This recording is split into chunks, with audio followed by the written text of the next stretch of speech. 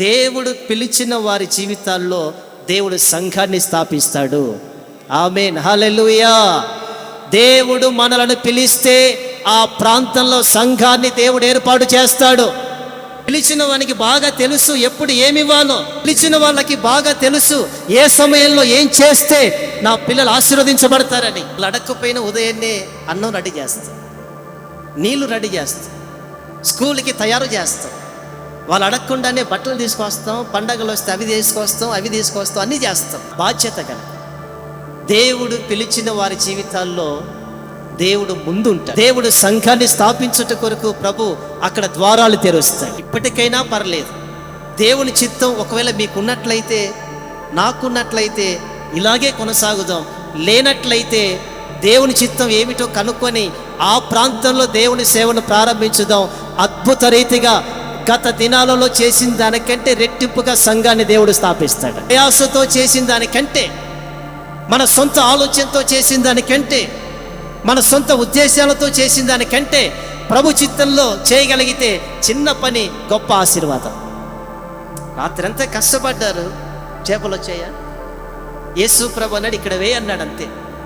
అక్కడ వేయగానే రాత్రి అంతా కష్టపడినది అంతా ఏమైపోయింది? ఒక్క నిమిషంలో అంతా కనుమరుగైపోయింది. అంటే దేవుని చిత్తం లేకుండా మనం ఏం చేసినా తిరుగుతూనే ఉంటాం. రాత్రి అంతా కష్టపడుతూనే ఉంటాం. రాత్రి అంతా చెమట గారుస్తూనే ఉంటాం. రాత్రి అంతా ఫలితం ఉండదు. కానీ దేవుడు చెప్పినట్లుగా చేయగలిగితే పని చిన్నది, ఫలితం పెద్దది. ఆమేన్, హల్లెలూయా.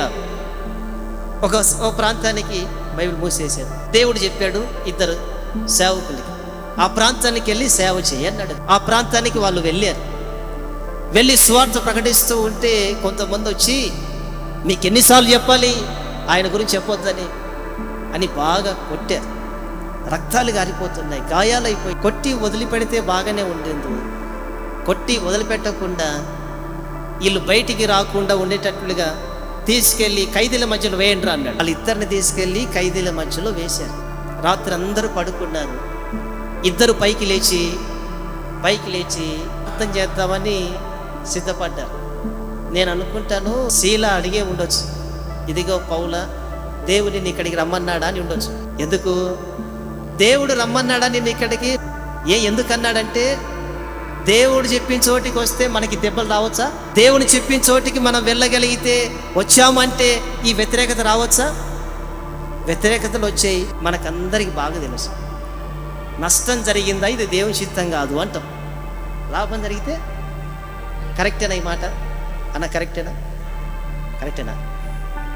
కరెక్టేనమ్మా అంటాం. అదే అంటాం మనం. నేను కూడా అన్నాను, మనం కూడా అన్నాం. అయితే నష్టం జరిగితే దేవుని చిత్తం కాదేమో, లాభం జరిగితే దేవుని చిత్తమేమో అని మనం అనుకుంటాం. నాకు తెలిసి మనలాంటి స్వభావం కలిగిన వాడే శీల కూడా.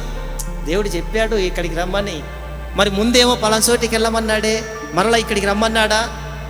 దేవుడేమో పౌలుకి ఏం చెప్పాడు? ముందు వేరే చోటికి వెళ్ళాలి అన్నాడు. అప్పుడు దేవుడు ఏం చేశాడు? అక్కడికి వద్దు, ఇక్కడికి వెళ్ళన్నాడు. అయితే శీల అంటాడు, దేవుడు చెప్పినట్లుగా మనం వచ్చామంటే ఇది జరగవచ్చునా అన్నాడు. ఆయన ఏం పర్లేదు నువ్వు ఉండు అన్నాడు. లేచి స్తోత్రాలు చెప్పారు. దెబ్బలు ఇచ్చారయ్యా, స్తోత్రం. రక్తాలు కారుతున్నాయి, స్తోత్రం. అన్నీ జరుగుతున్నాయి, స్తోత్రం. సహజంగా చాలా మంది మేలు కలిగినప్పుడు ఏం పాటలు వస్తాయో ఇక పాటలు పాడుతూనే ఉంటారు. ఇంట్లో ఇల్లంతా తిరుగుతూనే ఉంటారు, పాటలు పాడుకుంటారు. అదే నష్టం జరిగితే అసలు ఉన్నావా అంటారు. సేవకులు కూడా ఉన్నారు చాలా మంది అమ్మ. అదే మేలు జరిగితే ఏం పాటలు పాడతారన్నా? సింగర్స్ చెప్పండి. అది థ్యాంక్ యూ. ఆ పాటలు పాడతారు. ఇంకా నీవు నా తోడు ఉన్నావయ్యా అంటారు. ఇంకా సింగర్స్ చెప్పాలి, మీరంతా సింగర్సే ఉన్నారు. మేలు కలిగితేనేమో పాటలు భలే వస్తాయి, నష్టం కలిగితేనేమో వస్తాయా? వాక్యం చెప్తుంది శ్రమలలో కూడా పాటలు పాడాలి. ఆమేన్, హల్లెలూయా.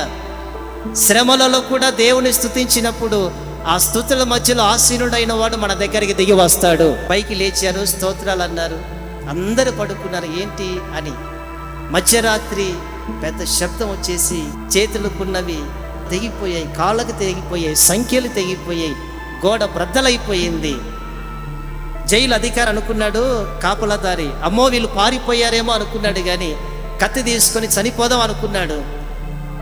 వాళ్ళు అన్నారు, మేము ఎక్కడికి పారిపోలేదు, ఇక్కడే ఉన్నాము. పౌలు తరపున మాట్లాడేదానికి ఒక్కరు రాలేదు. వచ్చారా?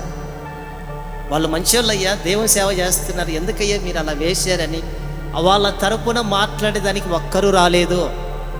పౌలు చేత శీల చేత మేలు పొందుకున్న వాళ్ళు చాలా మంది ఉన్నారు. మన ద్వారా మేలులు పొందుకున్న వాళ్ళు సంఘంలో చాలా మంది ఉన్నారు. అంటే దేవుడు మనల్ని వాడుకొని, కానీ మన సమస్యలలో మన తరపున మాట్లాడే వాళ్ళు కొంతమంది కనబడతారు, కొంతమంది కనబడరు. వీళ్ళ తరపున మాట్లాడేదానికి ఒక్కరు రాలేదు. వీళ్ళ తరపున ఏదైనా సంతకాలు పెట్టేదానికి ఒక్కరు రాలేదు. వీరిని విడిపిద్దాం అని తెగించి ఒక్కరు రాలేదు. కానీ పిలిచినవాడు నమ్మదగినవాడు, యేసుక్రీస్తు వచ్చాడు వారి మధ్యలోనికి. హల్లెలూయా. పిలిచినవాడు విడిచిపెట్టాడు.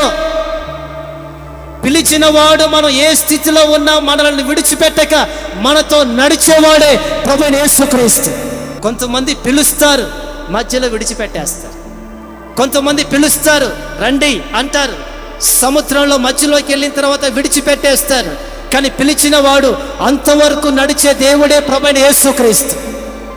వారి మధ్యలోకి దిగి వచ్చాడు. నా ప్రియమైన దేవుని సేవకులారు, మన జీవితాల్లో మనల్ని పిలిచిన వాళ్ళు మనల్ని మర్చిపోవచ్చు, సంఘం మనల్ని మర్చిపోవచ్చు, మేలు పొందుకున్న కుటుంబాలు మర్చిపోవచ్చు. మనల్ని మరచిపోకుండా ఈ రోజుటికి కాపాడుతున్న వాడు యేసుక్రీస్తు. ఆయన మనకున్నాడు. విశ్వాసులు 10 రూపాయలు ఇచ్చినా ఇవ్వకపోయినా దేవుడు మనకి 1000 రూపాయలు ఇవ్వగలడు. సంఘము కాదు ప్రాముఖ్యం, మొదటిగా మనం ఆయన కుమారుడుగా ఉన్నందుకు దేవుడు ఇష్టపడుతున్నాడు. సేవ తర్వాత సంగతి, ముందు మనం దేవునికి కుమారులం. అవునా కదా? భక్తుడైన పౌలు ఏమంటాడు? మొదటిగా మనం దేవునికి కుమారులం. దేవుడు వారి మధ్యలోకి దిగి వచ్చాడు. మధ్యలోకి దిగి వచ్చి ఆ రాత్రి జైలు అధికారి ఇంటికి తీసుకెళ్ళి రాత్రి భోజనం పెట్టాడు. బాప్తీసం తీసుకున్నాడు. రాత్రులు బాప్తీసాలు ఇచ్చేవాళ్ళు ఉన్నారా? పగళ్ళు బాప్తీసం తీసుకుంటారు. కారణం ఏంటంటే పిలిచిన వాడు సంఘాన్ని స్థాపించాడు. ఆ ప్రాంతానికి పౌలు శీలని పిలిచాడు గనక దేవుడు ఆటంకాలు వచ్చాయి, అభ్యంతరాలు కలిగాయి, రక్తాలు కారాయి, గాయాలు వచ్చాయి, కానీ సంఘం మాత్రం స్థాపించబడింది. సంఘం అంటే మందిర బిల్డింగ్ కాదు, సంఘం అంటే ఆత్మలు. పిలిచిన చోట ఒక్కరైనా ఇద్దరైనా అదే సంఘం. మొదటి సంఘం సేవకుల కుటుంబమే, ఆ తర్వాత వచ్చే విశ్వాసం. కనుక పిలిచిన వారి జీవితాల్లో దేవుడు సంఘాన్ని స్థాపిస్తాడు.